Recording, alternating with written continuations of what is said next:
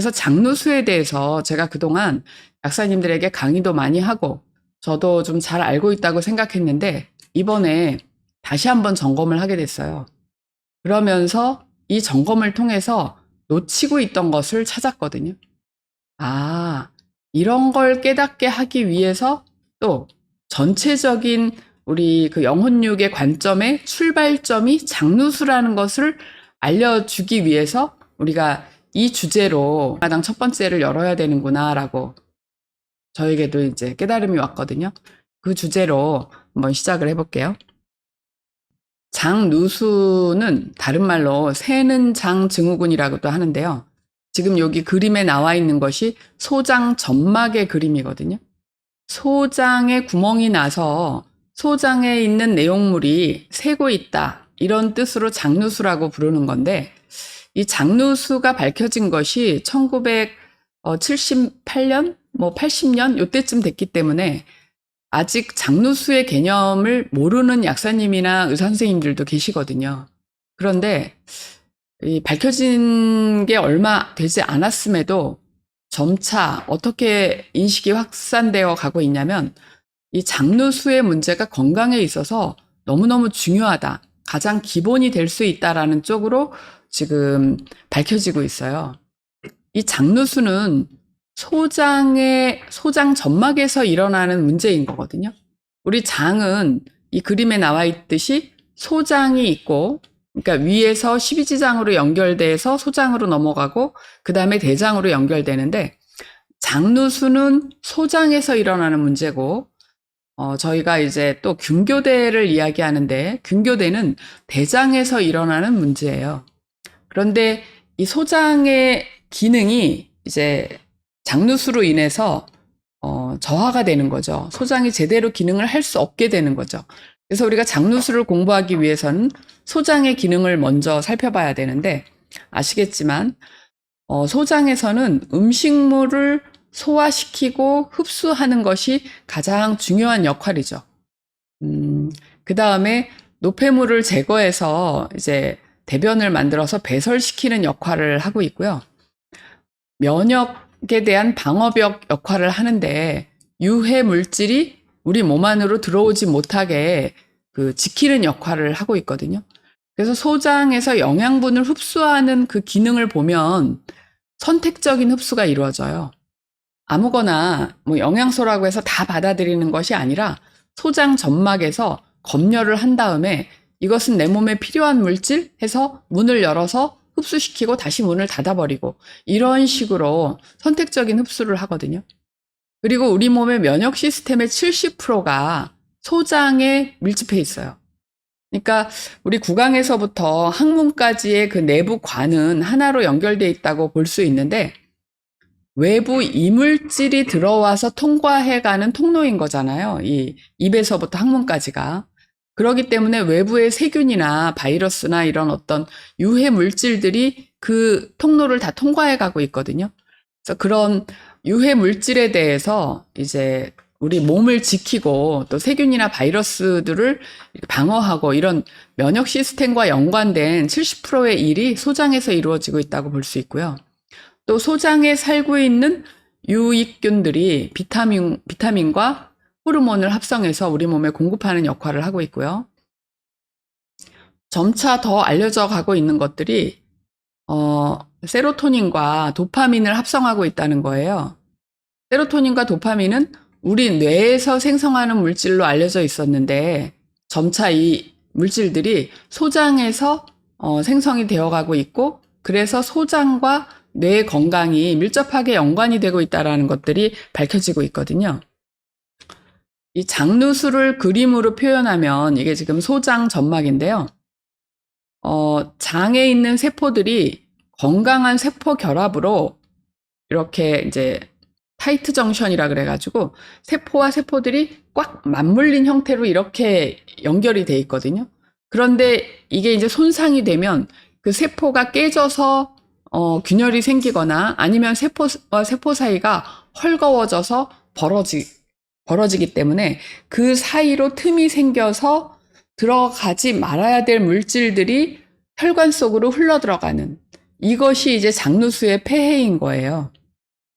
그래서 이때 구멍으로 들어갈 수 있는 물질들이 어떤 독소나 세균이 들어갈 수도 있고 항원 또 부패 물질 그러니까 이렇게 손상된 어떤 물질들이 들어갈 수도 있고 혈액을 통해서 이렇게 들어간 물질들은 전신으로 퍼질 수 있다는 게 문제인 거죠. 자가면역 질환이나 여러 가지 질환들을 일으키고 있는데 이 물질들은 뇌혈관 장벽이 이제 BBB라고 있는데 어지간한 약물이나 물질들은 이 BBB를 통과하지 못하기 때문에 뇌로 들어갈 수 없다고 알고 있거든요. 그런데 장 점막이 이렇게 손상이 되듯이 BBB도 이 장벽이 뚫릴 수 있다는 것들이 점점 이야기되고 있어요. 그래서 이 세는장 증후군에 의해서 혈관 속으로 들어간 유해 물질들이 BBB를 뚫고 뇌 안으로 들어가면서 생겨나는 여러 질환들 이제 점점 이야기되고 있거든요. 그리고 이렇게 세균과 바이러스가 들어가면 전신적인 감염이 일어날 수 있고요. 자가면역 질환이라는 것은 이렇게 독소들이 들어가거나 덜 소화된 영양소들이 혈관 속으로 들어가서 내 몸 안에 어느 조직엔가 이게 들어가서 쌓일 때 우리 몸의 면역 체계가 그것을 이물질로 알고 공격을 한다는 거죠. 그러니까 현대의학에서는 자가면역 질환을 뭐라고 얘기하냐면 면역 기능이 과항진돼서 내 몸의 세포를 외부 이물질인 줄 알고 공격한다 이렇게 밝혀지고 있거든요. 그런데 장누수 이론과 결합해서 생각하면 우리 몸의 면역 체계가 멀쩡한 내 세포를 공격하는 게 아니라 장누수를 통해서 들어온 독소나 외부 세균이나 덜 소화된 어떤 영양소들을 공격하는 것이 이제 거기에 만성염증을 일으키게 되고 그것이 자가면역 질환이 된다는 거죠. 또 이런 장누수가 생기면 당연히 영양 흡수가 불량해지죠. 들어와야 될 물질들은 덜 들어오고 들어오지 말아야 될 물질들이 과잉으로 들어오는 이러한 현상이 생겨날 거 아니에요. 그래서 이 장누수가 생기면 나타나는 증상들이 여기 PPT가 좀 깨져 있네요. 어쨌든 머리끝부터 발끝까지 모든 증상들이 다 연관될 수 있는데요. 지금은 암으로부터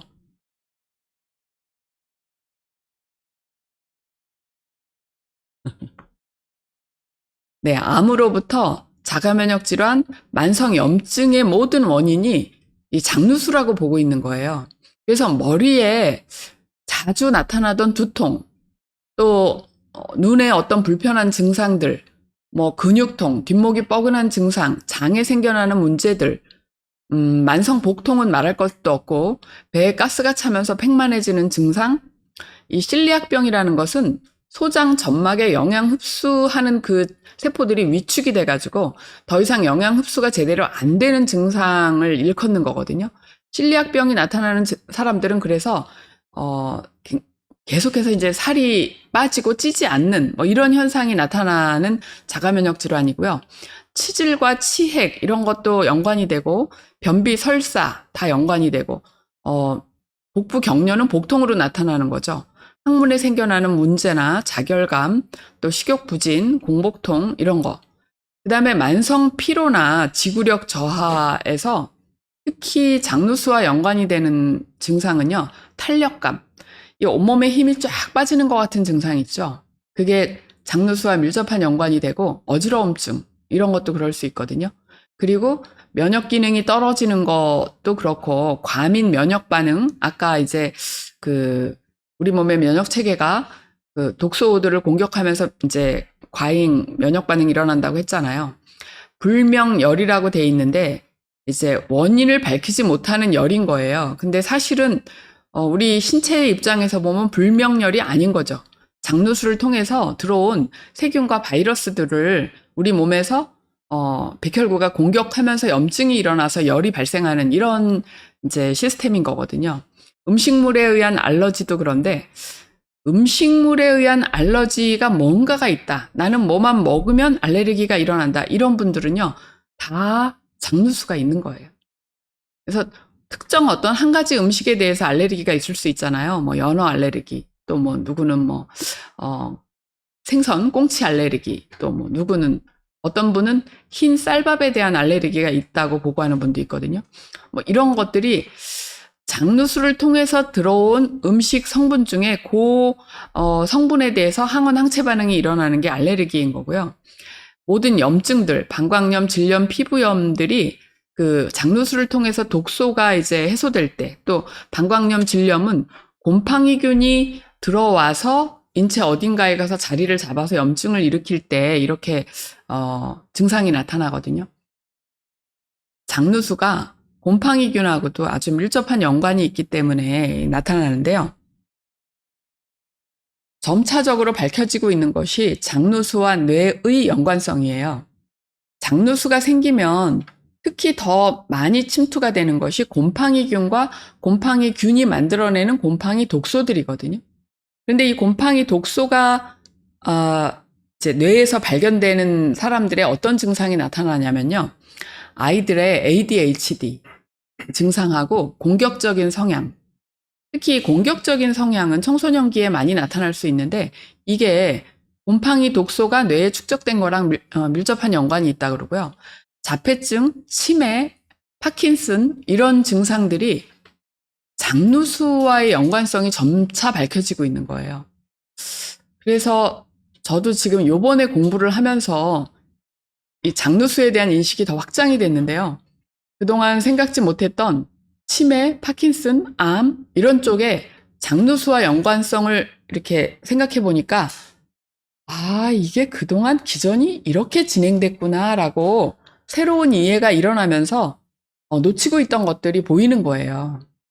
그래서 오늘 이 장누수 강좌를 듣는 분들이 자기의 어떤 증상들이나 아니면 가족이나 지인들이 앓고 있는 증상들의 원인에 장누수를 대입시켜서 생각을 먼저 해보는 것이 좋을 것 같아요.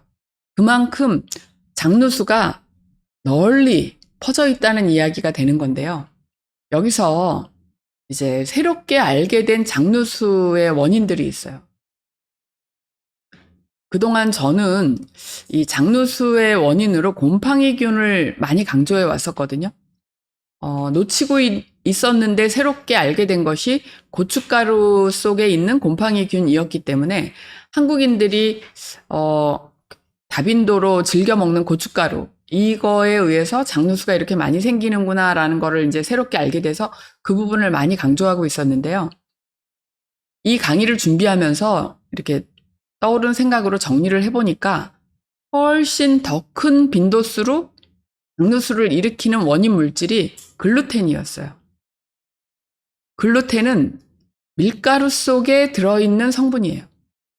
그 밀가루 반죽을 해서 우리가 수제비를 만든다 하면 수제비를 떼어낼 때 이렇게 밀가루 반죽이 늘어나잖아요. 이렇게 쭉쭉 늘어나게 하는 그 원인 물질이 글루텐이거든요.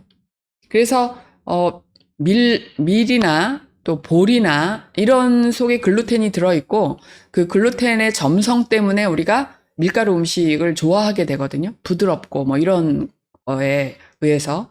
그러니까 우리가 즐겨 먹는 빵, 국수, 수제비, 뭐 튀김, 뭐 피자, 파스타 또 이런 것들에 다 글루텐이 들어있는 거예요. 그런데 글루텐에 민감성이 있다라고 병원에서 진단을 받았거나 자기가 알고 있는 분들은 그렇게 많지 않아요. 그런데 그렇게 알려져 있는 분들보다 글루텐에 의해서 장누수가 일어나는 분들은 훨씬 더 많은 거예요.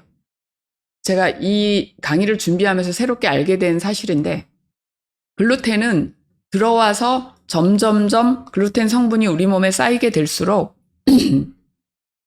장누수를 가지게 될 가능성은 비례해서 높아진다 그래요.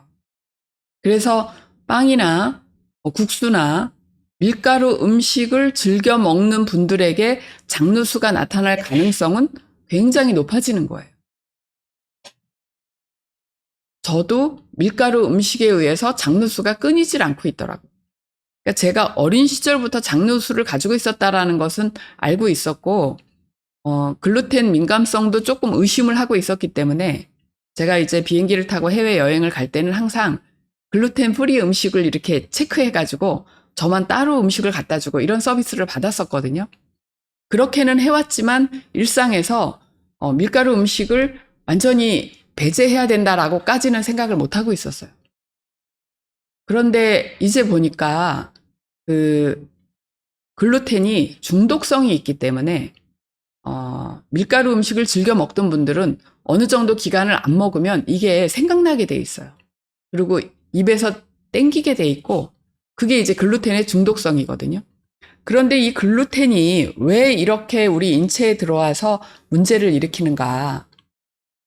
지금 현재 그 재배돼서 우리들이 식용으로 사용하는 밀은 원래 인간 세포에 익숙하게 된 그 밀이 아니라고 그래요. 그러니까 계속 품종 개량을 해온 건데요. 더 많은 수확을 위해서 또 병충해의 강한 품종을 위해서 계속 개량해서 결국은 그 불명예, 그러니까 본적 불명예 이런 이제 재배종이 만들어진 거죠. 그래서 지금 현재의 밀은 우리 인체의 입장에서 보면 완전히 이물질에 해당하는 그런 밀이라고 하고 그 밀의 주성분인 글루텐이 그렇게 많은 문제를 일으키고 있다는 거예요.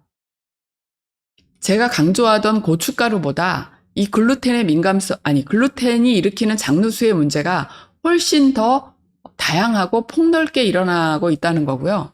이것은 이제 이따가 우리가 팀 활동에서 이제 확인을 해보려고 생각하는데, 글루텐에서 자유로울 수 있는 분이 얼마나 되는지 한번 우리도 확인을 해봤으면 좋겠어요.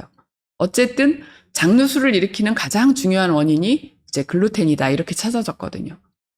그래서 지금 저희 그 명상센터 식당도 이제 건강식을 지향하고 있는데, 그래서 저희가 이 포화지방산을 공급하는 육류를 지금 식단에서 빼버리고 하고 있잖아요. 식단을 그렇게 변경한 뒤로 우리 지금 주방에 근무하는 두 분이 건강에 많은 변화가 일어났는데, 한 분은 저절로 아무 노력도 하지 않는데 몸무게가 4kg 정도가 빠지셨다고 하고요. 한 분은 우리 식당에 와서 근무하기 전에 했던 건강검진에서는 콜레스테롤도 경계 수치, 혈압도 경계 수치, 혈당도 경계, 요 정도의 그 성적이었다면 지금 여기 와서 몇 개월 근무하고 나서 다시 검사를 해본 건강검진표에서는 모든 것이 다 정상 자리로 돌아갔다는 거예요. 그 변화의 원인이 100% 현미식을 한 거, 그 다음에 우리가 육류를 끊고 있는 거, 이걸로 그분은 꼽고 있거든요. 그래서 이 식당 음식이 정말 건강해질 수밖에 없는 음식이다라고 이렇게 말씀을 하시는데, 제가 그동안 좀 미흡하다고 생각했던 것이 우리 식당에서 밀가루를 계속 쓰는 거, 식용유를 좀 가끔 쓰는 거, 이거가 걸리고 있었어요. 그런데 이 장누수 공부를 이제 계기로 해가지고 우리 식당 음식을 글루텐 프리 식단으로 만들어야 되지 않을까 이런 생각을 하고 있거든요. 아마 음식을 준비하시는 분들은 훨씬 괴로우실 거예요. 육류를 안 하고 나물 중심의 식단을 하기가 훨씬 손이 많이 가고 힘들다고 하셔요. 그런데 또 가끔 이제 수제비도 내오고 또 뭐 가끔 국수도 가끔씩 하고 이러셨는데, 이제 그거 하지 말고 이제 다 글루텐 프리 식단으로 하자고 하면 또 조금 더 고달파지시겠죠. 그런데 우리가 이제 2층에 와서 장기 숙박을 하는 분들이 또 몸이 불편한 분들이 오시기도 하고, 뭐 이런 거를 생각할 때 우리가 건강 식단을 지향해 가야 되는 것은 필수적인 일인 것 같아요. 그래서 글루텐을 좀 여러분들 점검해 보시고 본인에게 적용할 때 본인이 신경 쓰고 있지만 낫지 않는 어떤 증상이 자기에게 있다면 그것이 글루텐과 연관이 된 게 아닌지 이따가 팀활동 시간에 꼭 점검을 해보고 결과를 알려주세요. 저도 더 공부를 해야 되니까.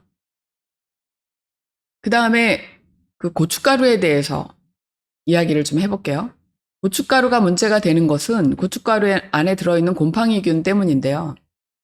곰팡이는 지금 이 사진 속에서 보다 눈에 보이지 않는 경우가 더 많아요.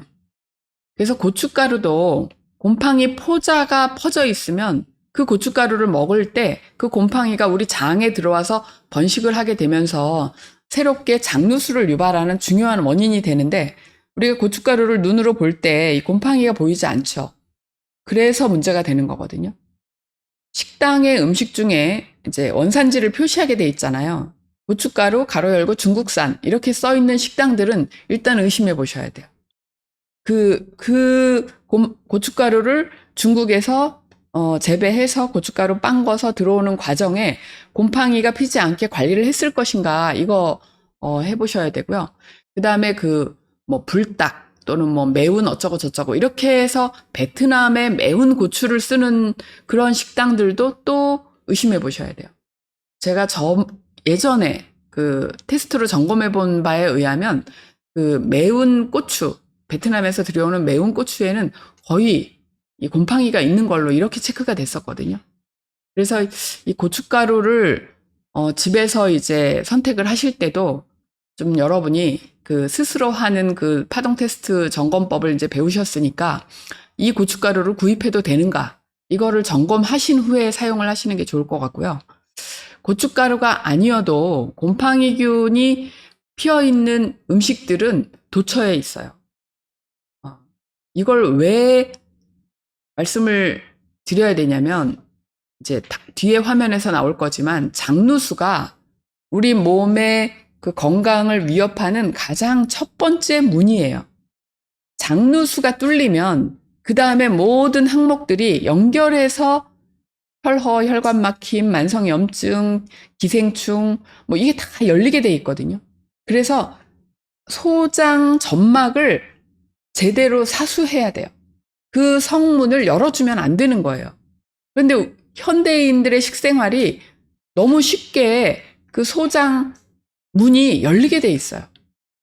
그래서 이 고춧가루 말고도 곰팡이균이 피어 있을 수 있는 음식들은 막걸리, 생맥주 이런 게 대표적이고요. 오래 묵은 김, 그 김을 이제 이렇게 뭐 선물로 받았는데 저 굽는 거 귀찮아서 싱크대 속에 넣어놨다가 어느 날 발견해가지고 이렇게 꺼내서 뭐 양념장 해가지고 먹었다. 그러면 곰팡이가 피어 있을 가능성이 높아요. 또 이제 견과류, 땅콩이나 잣이나 포도 이렇게 까서 파는 거 있죠. 영양이 풍부한 음식일수록 우리가 맛있다고 생각하는 음식일수록 곰팡이도 맛있거든요. 그래서 곰팡이가 필 가능성이 높은 거라서 좀 주의를 하셔야 되고요. 세 번째는 식품 첨가제가 들어있는 음식들. 공장에서 생산돼서 음식인데 유통기한이 막 1년, 2년 이렇게 돼 있는 음식들 있잖아요. 그 음식들을 썩지 않게 만들기 위해서 식품 첨가제가 들어가잖아요. 썩지 않게 만든다는 뜻은 뭐냐면 유해 세균이 번식하지 못하게 억제를 하는 성분이 들어가 있는 거거든요. 그 성분은 우리 장에 들어가면 유익 세균도 죽이는 거예요. 유익 세균이 죽으면 유해 세균은 더 쉽게 번식하거든요. 그러니까 장누수가 생기지 않게 이거를 지키는 비결은 유익균이 힘이 강력하게 만들어주는 게 한 가지 비결이에요. 그런데 유익균이 위축돼서 줄어들고 이 황폐한 소장 점막이 될 경우에는 유해균이 가장 쉽게 번식을 할 수 있는 거죠. 식품 첨가제가 항생제 같은 역할을 하는 거예요. 그런데 우리들이 항생제를 오래 먹으면 몸에 해롭다라는 인식은 어느 정도 돼 있어서 항생제를 이제 처방받으면 이거 이렇게 오래 먹어도 돼요? 라고 약국에서 약사님들에게 대략 질문을 하거든요. 그런데 식품 첨가제가 들어있는 공장에서 생산된 음식들, 과자류 다 여기에 속하는 거예요. 그다음에 빵류, 슈퍼마켓 또는 편의점에서 판매되는 빵도 다 여기에 속하는 거예요. 이런 걸 사 먹을 때는 우리가 그런 거에 대한 각성이 없잖아요. 그런데 식품 첨가제가 허가를 받을 때 인체에 해로움이 없는 소량을 집어넣게끔 이렇게 돼서 허가가 나오는 걸로 알고 있어요. 그 품목들이 한 가지가 아니고 소세지 먹고 통조림 먹고 빵 사 먹고 과자 먹고 그 다음에 뭐 또 아이들 뭐 주전부리 먹고 이렇게 되면 그 식품 첨가제의 총 합이 우리가 평소에 먹는 항생제를 훨씬 능가할 수도 있는 거거든요. 그러면 우리 소장에는 유익균이 거의 번식할 수 없이 그냥 유해세균이 그럴 때 이제 가장 빨리 들어와서 자리 잡는 게 곰팡이균인데 곰팡이균이 그냥 번식해서 소장 점막에 구멍을 뚫을 수 있는 그런 상태가 돼버리는 거예요. 근데 이 식품 첨가제가 얼마나 해로운지 이런 말이 있다 그래요. 아이들에게 과자를 주느니 차라리 담배를 줘라 이렇게. 그 과자 속에 식품 첨가제가 들어있는 거잖아요. 이제 그런 정도로 과자가 해롭다는 뜻이고요. 과자는 특히 밀가루로 만들었죠. 거기 당분이 들어가죠. 기름에 튀긴 경우가 많죠. 식품 첨가제가 들어가죠. 그래서 과자를 즐겨 먹으면 장누수가 생길 수밖에 없는 거예요. 음식물에 의한 알레르기가 있었다. 과거에 나는 뭐 한 가지라도. 이런 분 한번 손 들어보세요. 네. 이런 분들은 지금도 장누수가 거의 있다고 봐야 돼요. 저도 그렇거든요. 고등어 알레르기 뭐 이런 거 경험했었는데 그렇게 그 소장 점막에 구멍이 뚫려서 그 고등어의 어떤 특정 성분이 들어와서 저에게 항원 항체 반응을 일으켜가지고 이렇게 했을 그런 분들은 그 특별한 케이스 아니면 그 장누수가 진행되기 거의 쉬운 상태라고 볼 수 있는 거고요. 이 약물 중에 특히 이제 항생제가 대표적인데 항생제가 아니더라도 호르몬제라든지 그 호르몬요법 하는 분들 있잖아요. 갱년기 때 그런 분들은 거의 그 장누수를 불러들이는 그 요법을 하고 있다 이렇게 보셔도 되고요. 그다음에 일정 부분의 그 소염 진통제류에서 장누수를 일으키거든요. 이런 약물들 알고 계셔야 되고 당분 수치가 높아지면 곰팡이균이 쉽게 번식하거든요. 그래서 당뇨 있는 분들이나 단 음식 좋아하시는 분들이 장누수가 쉽게 생길 수 있는 여건이 있는 거예요. 임신 중에는 호르몬 변화가 일어나는데 그 호르몬 변화가 역시 곰팡이균이 쉽게 번식하는 그런 상태가 되고요. 심하게 스트레스를 받을 경우에 우리 몸을 방어하는 면역 체계가 약해지기 때문에 장누수에 쉽게 노출이 되고요. 독소와 술도 장 점막에 직접적인 해를 가하기 때문에 장누수가 쉽게 생기는 거거든요. 글루텐 성분이 밀가루 속에 들어있는 글루텐 성분이 건강을 위협하는 이유를 보면 이 밀가루 음식은 고GI 음식이에요. 고GI 음식이라는 것은 이 당분이 다 이렇게 분쇄돼서 거의 가장 작은 당분으로 쪼개져 있기 때문에 우리가 그것을 먹었을 때 바로 흡수가 되면서 혈중에 그 당 수치를 급격하게 올리는 음식들이 고GI 음식이거든요. 우리가 일상에서 즐겨 먹어야 되는 음식은 저GI 음식이어야 해요. 저GI 음식. 그러니까 혈중의 당 수치를 천천히 올리는 음식의 대표적인 게 뭘까요? 네, 현미예요. 그래서 우리가 식당에서 지금 100% 현미밥을 하고 있는 거고요. 현미밥만 주식으로 꾸준히 먹어도요. 건강에 많은 문제들이 해결돼요. 단지 현미를 고를 때는 곰팡이가 피어있지 않은가. 흰쌀보다 현미에 영양이 더 많기 때문에 곰팡이가 더 쉽게 필 수 있거든요. 그래서 판매처에서 오래 묵은 현미는 또 곤란해요. 이게 유통이 바로바로 되는 그런 현미여야 되거든요. 그래서 이 통곡식을 하는 게 굉장히 중요하고요. 그다음에 두 번째는 글루텐에는 강한 의존성, 중독성이 있다는 거예요.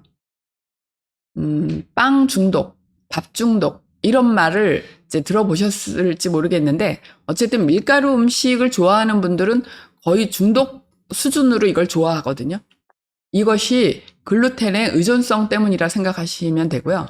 그다음에 글루텐이 장에서 흡수가 되면 이제 몸 안으로 들어가서 면역 이상을 일으킨다고 하는데 그걸 한번 볼게요. 글루텐이 인체에 해를 끼치는 메커니즘은 이렇게 진행이 되는 거예요. 밀가루의 글루텐이 단백질이거든요. 이 단백질이 장내로 흡수돼서 들어오면 소장 내에서 글루텐에서 조누린이라는 성분이 방출이 되는 거예요. 그러면은 이 조누린이 그 소장 점막의 결합 부분을 자극해서 쉽게 구멍을 뚫어 놓는 거예요. 그러면 이제 글루텐이 구멍을 통해서 혈액 내로 침입하게 되고 이 백혈구가 글루텐을 이물질로 간주해서 맹렬하게 공격을 하게 되고 이거에 의해서 알레르기나 이제 염증 반응이 발생을 하면서 만성 염증으로 가게 되는 거거든요. 그럼 여러분이 고생하고 있는 만성 피부병이나 뭐 관절염이나 이런 것들이 다 만성 염증인 거예요. 그 이제 곰팡이균 아까 제가 이제 글루텐을 강조해서 말씀을 드렸던 거고 곰팡이가 이제 쉽게 피는 음식들 아까 고춧가루 말씀을 드렸잖아요. 막걸리, 생맥주 이렇게 그 발효에 의해서 뭔가 되어지는 음식들이 유익균 효모에 의해서 이게 발효가 되어지는데 유해균에 의해서 부패 쪽으로 갈 수가 있거든요. 그럴 때 이제 곰팡이도 같이 이제 번식하는데요. 실제 시중에 판매되는 막걸리는 곰팡이균이 번식해 있을 가능성이 한 50%는 되는 것 같아요. 막걸리를 손에 쥐고 이 간단한 오링 테스트로 확인을 해보면 곰팡이균이 번식해 있는 막걸리는 손가락에 힘이 빠져요. 막걸리가 발효식품이기 때문에 우리 몸에 유익하거든요. 그래서 제대로 만들어진 막걸리는 힘이 꽉 들어가게 돼 있어요. 그런데 곰팡이균이 더 많이 번식해 있는 막걸리는 힘이 빠지고요. 그런 막걸리를 지속적으로 먹게 되면 그 곰팡이균이 뇌에 영향을 미치면서 치매와 파킨슨 이런 질병을 유발하게 되는 거예요. 손가락에서 힘이 빠진 막걸리를 머리에 대고 테스트를 해보면 완전히 힘이 빠지게 되거든요. 생맥주도 이제 같은 원리고 말씀드린 대로 현미, 견과류, 치즈 중에서도 곰팡이균이 번식해 있는 치즈가 있을 수 있어요. 그래서 제가 그 세포 살리기 카테고리를 약사님들한테 설명할 때 지금까지는 혈어, 혈관 막힘, 균교대, 기생충, 만성염증, 독소 요 라인에 장누수도 같이 있었어요. 장누수를 요 라인 중에 하나로 적어서 이렇게 했는데 요번에 장누수 강의를 준비하면서 이게 아니구나라는 걸 알게 된 거예요. 장누수라는 관문이 1차적이에요.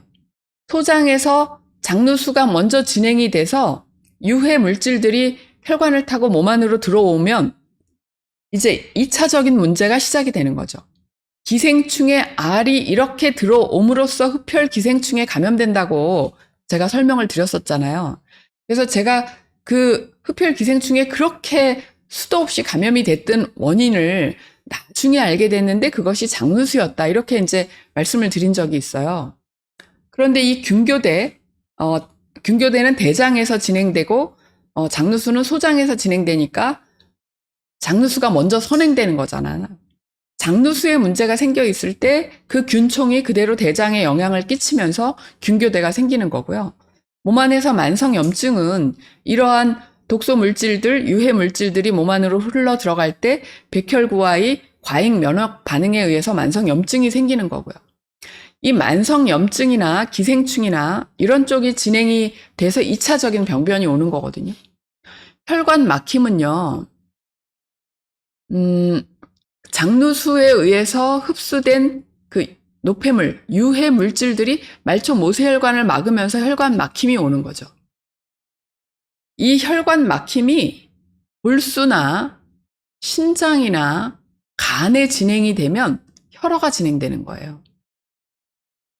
그래서 이 장누수와 우리 몸의 그 에너지가 저하되는 상관관계가 좀 더 명확하게 이제 이해가 된 거죠, 저에게. 그럼 이 전체적인 에너지 부족의 상태가 됐을 때 우리 몸에 담음 담적이 진행되잖아요. 그러니까 궁극적으로는 장누수에 의해서 담음 담적이 진행된다 이렇게 볼 수 있고요. 담음 담적이 심해질수록 그 인체 에너지 건강 지도에서 에너지는 점점 저하되면서 더 심각한 질병으로 진행이 돼가고 제가 강조하는 암이라는 질병도 마이너스 450, 마이너스 500, 마이너스 550 이 정도 에너지 저하가 됐을 때 진행하는 증상인데 그 에너지가 그 정도 저하될 때까지 담음 담적이 켜켜이 쌓여간다는 거죠. 마치 시루떡에 떡과 그 팥이 켜켜이 이렇게 쌓여가듯이 우리 세포와 그 장기 층층에 담음 담적이 켜켜이 쌓여갈수록 그거에 비례해서 우리 몸은 점점 더 심각한 질병으로 진행돼 가는 거거든요. 그래서 그 동의보감에 십병구담이라고 소개가 돼 있는데요. 육체로 나타나는 대부분의 질병 원인이 담에 있다라고 소개가 돼 있고, 그 담음 담적에 의해서 혈어에서는 현기증으로 나타나고, 혈관 막힘에서는 통증이 오고, 등교대에서는 오심이 오고, 장누수에서는 피부 소양증 등 기생충에 의해서 이렇게 나타나고, 뭐 이런 증상들이 이렇게 진행될 수 있는 것이 궁극적으로 보면 장누수 한 가지 원인에 의해서 이런 식으로 병증이 진행되어서 나타날 수 있다는 거고, 여기는 지금 증상명으로만 적어놨지만 암이라는 질병도요, 이 장누수와 밀접한 연관이 있을 수 있는 거예요. 장누수에 의해서 곰팡이가 혈관 속으로 들어가고, 곰팡이가 혈관을 타고 온몸을 순환하다가 어느 세포엔가 들어가서 세포와 결합이 됐을 때 그 곰팡이균의 DNA의 영향을 받아서 세포가 이제 그 RNA 복사가 일어나면 곰팡이균의 특성을 가진 세포 분열을 하게 되거든요. 그래서 아주 곰팡이균과 유사한 성질을 가진 세포가 만들어지는데 그것이 암세포화 되는 거예요. 그래서 우리 세포가 곰팡이균과 아주 흡사한 성질을 가지는 게 이제 암세포의 특성이라고 해서 제가 정리를 해놓은 적이 있는데요. 햇볕을 싫어하고 산소를 싫어하고 무한 증식을 하고 포도당을 먹이로 하고 뭐 이런 것들이 곰팡이균과 암세포가 거의 흡사한 성질을 가지고 있게 되는 거죠. 그래서 이제 오늘의 마무리 결론 부분인데요. 결국은 뭐냐면 우리 인체를 고주파 에너지 자석으로 만들어서 유지를 해야 된다라는 것이 우리 영혼육 온전한 치유에서 말하는 방향성이거든요. 그런데 몸 건강, 마음 건강, 영혼의 건강에서 우리가 에너지를 얻고자 할 때 결국 출발은 우리 몸에서부터 하고 그 몸 중에서도 장으로부터 출발한다.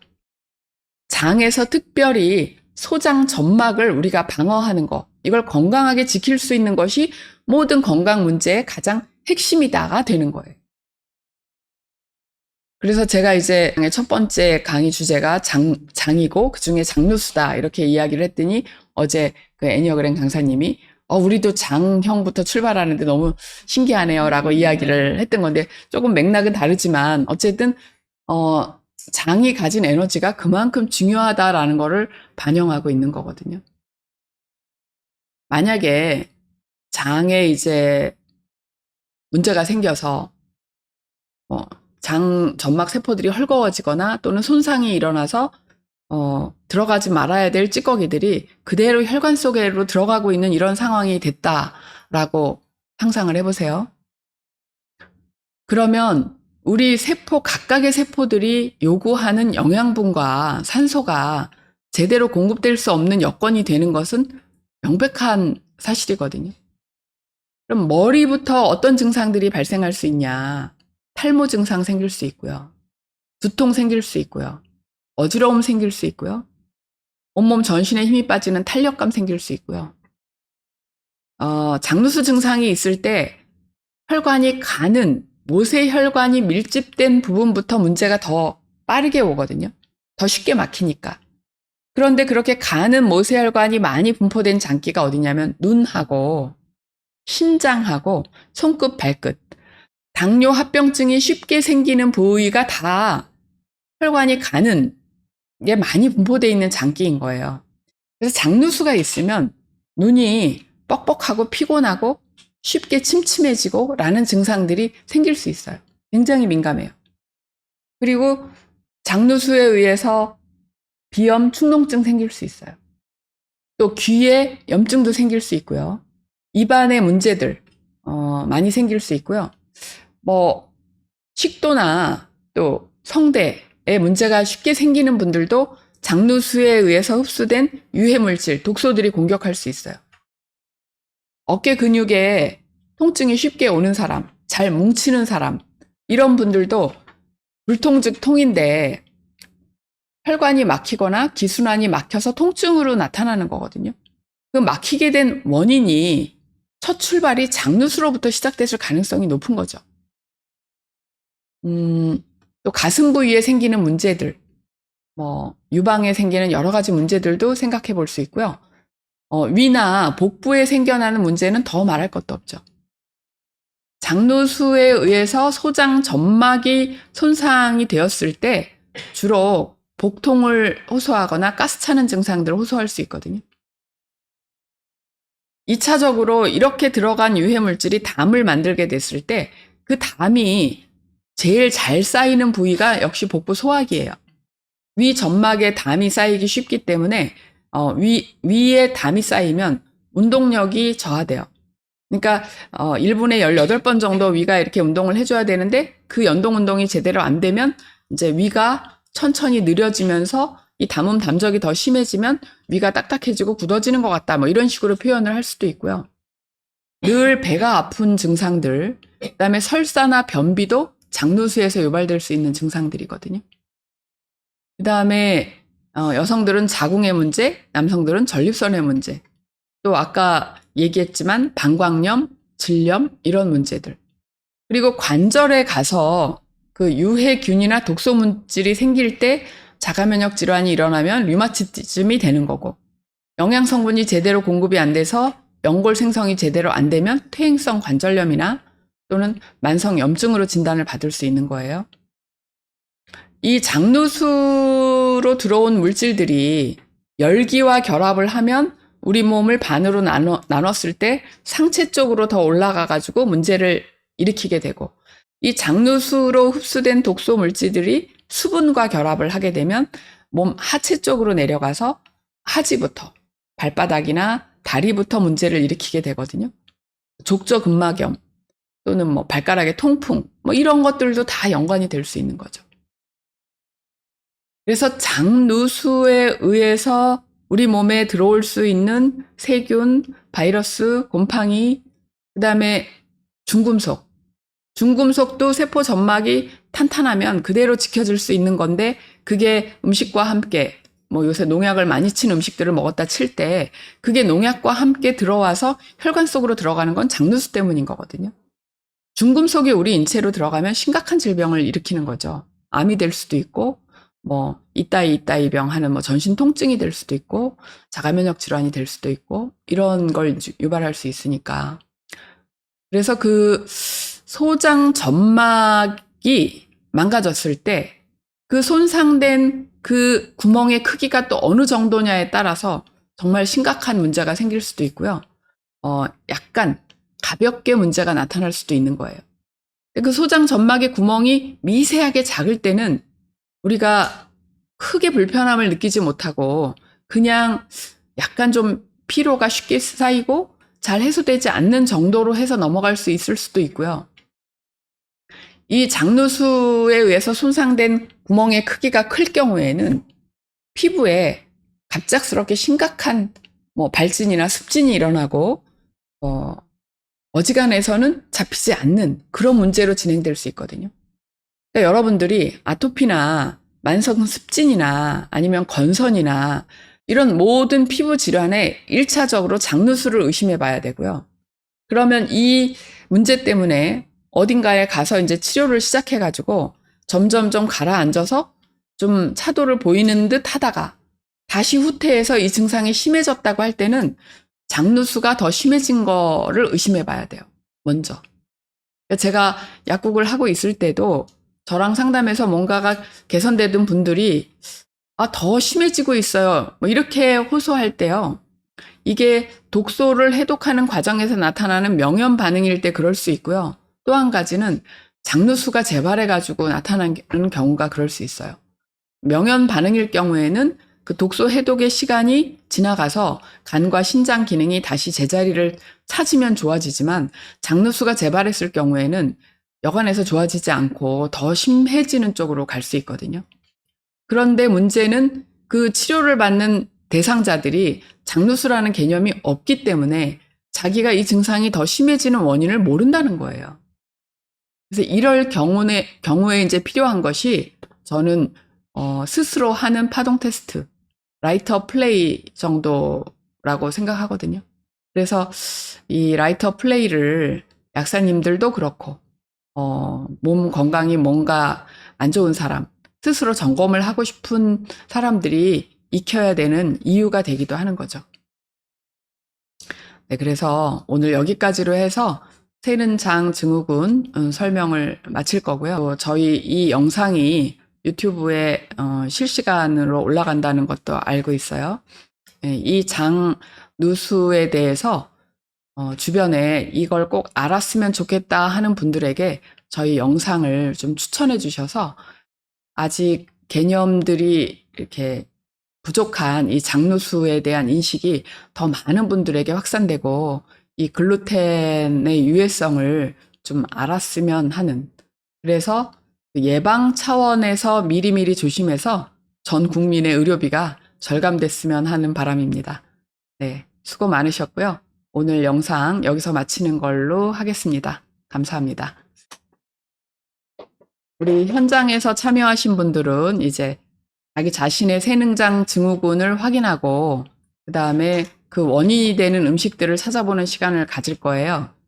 줌으로 참석하신 분들도 팀 활동을 함께 하실 수 있으니까 팀 활동으로 이제 그룹을 나눠서 가주시면 될 것 같아요. 네. 질문 하나 있는데요. 네네.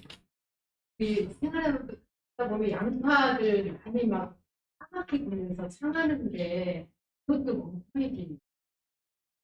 곰팡이 균일 수도 있고 다른 부패 물질일 수도 있죠. 한 가지 더 말씀드릴 게 양파 얘기가 나와서 지금 말씀을 드리는데요. 이 장누수를 예방하고 방어하는 음식 중에 그 초절임 음식이 그렇게 도움이 된다고 하거든요. 그러니까 그 식이섬유를 충분하게 섭취하는 것 플러스 초절임 음식라고 생각하면 우리가 왜 식초에 만들어서 먹는, 담궈서 먹는 음식들 있잖아요. 피클, 또 뭐 양파절임, 또 양배추절임, 뭐 이런 음식들이 장누수를 예방하고 소장 점막을 지켜주는데 많이 도움이 될 것 같아요. 제 영상은 여기서 마치겠습니다. 감사합니다.